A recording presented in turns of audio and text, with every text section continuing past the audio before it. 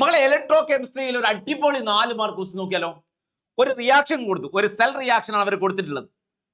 ഒരു cell reaction കൊടുത്ത് അതിനെ ബേസ് ചെയ്തുകൊണ്ട് അത് മനസ്സിലാക്കുക. ആ സെൽ റിയാക്ഷനെ ബേസ് ചെയ്തുകൊണ്ട് ഒരു ഗാൽവനിക് സെല്ല് വരയ്ക്കാൻ പറഞ്ഞിരിക്കുക. ഗാൽവനിക് സെല്ല് വരയ്ക്കണമെങ്കിൽ ഏതാണ് ആനോഡ് ഏതാണ് കാഥോഡ് എന്നൊക്കെ അറിയണ്ടേ? കണ്ടുപിടിക്കാൻ ഷോർട്ട് കട്ട് ഉണ്ട്. ഏതാണ് ആനോഡ് ഏതാ കാഥോഡ് എന്നൊക്കെ കണ്ടുപിടിക്കാൻ ഷോർട്ട് കട്ട് ഉണ്ട്. നമ്മൾ ചാർജ് കൊടുക്കുക.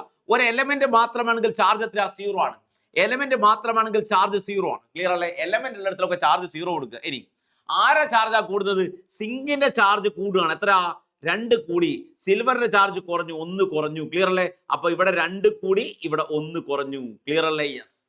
കൂടിയ റിയാക്ഷൻ ഓക്സിഡേഷൻ, കുറഞ്ഞ റിയാക്ഷൻ റിഡക്ഷൻ ആണ്. ചാർജ് കൂടുന്ന റിയാക്ഷൻ നമുക്ക് ഓക്സിഡേഷൻ എന്നും ഓക്സീകരണം എന്നും, ചാർജ് കുറയുന്ന റിയാക്ഷൻ റിഡക്ഷൻ നിരോക്സീകരണം എന്ന് വിളിക്കാം. ക്ലിയർ അല്ലേ? അപ്പൊ നമ്മൾ ചാർജ് കൂടുന്ന റിയാക്ഷൻ നോക്കുക. സിങ്കിന്റെ ഓക്സിഡേഷൻ നമ്പർ Zn2+ ആയി മാറി. ചാർജ് കൂടണമെങ്കിൽ 2 പോസിറ്റീവ് ചാർജ് കൂടി എന്ന് പറഞ്ഞാൽ 2 ഇലക്ട്രോൺ ലൂസ് ചെയ്തു. ലൂസ് ചെയ്ത ഇലക്ട്രോൺ റൈറ്റ് സൈഡിൽ എഴുതണം. ക്ലിയർ അല്ലേ? ഇനി Ag+ന്റെ ചാർജ് കുറഞ്ഞു. Ag+ Ag ആയി മാറി എന്ന് പറഞ്ഞാൽ 2 ഇലക്ട്രോൺ വാങ്ങണം. ഇലക്ട്രോൺ കൊടുക്കുന്ന പ്രോസസ്സിന് ഓക്സിഡേഷൻ, ഇലക്ട്രോൺ കൊടുക്കുന്ന പ്രോസസ്സിന് ഓക്സിഡേഷൻ. ഓക്സിഡേഷൻ നടക്കുന്ന ഇലക്ട്രോഡ് ആനോഡ് ആണ്. എന്താ പറയുക? ആനോഡ്. ഇതാണ് നെഗറ്റീവ് ടെർമിനൽ. ഇതാണ് നെഗറ്റീവ്. ആനോഡാണ് നെഗറ്റീവ്. ഇനി ഇലക്ട്രോ കെമിക്കൽസ് ഈ സെല്ലിലാണ് ആനോഡ് നെഗറ്റീവ്. റിഡക്ഷൻ നടക്കുന്നത് റിഡക്ഷൻ ആണ് ഇവിടെ നടക്കുന്നത്. ഇവിടെ നടക്കുന്നത് റിഡക്ഷൻ. റിഡക്ഷൻ നടക്കുന്ന ഇലക്ട്രോൺ നമുക്ക് വിളിക്കാം കാഥോഡ് എന്ന് വിളിക്കാം. എന്ത് വിളിക്കാം? കാഥോഡ്. കാഥോഡ് എപ്പോഴും പോസിറ്റീവ് ടെർമിനൽ. Positive terminal. ഇനി ഒരു സെല്ല് വരയ്ക്കാനാ പറഞ്ഞത്. ഒരു സെല്ല് വരയ്ക്കാൻ വളരെ എളുപ്പമാണ്. സിങ്ക് റോഡാണ് ആനോഡ്. സിങ്ക് ആനോഡാണ് അല്ലെ? സിങ്ക് ആനോഡാണ്.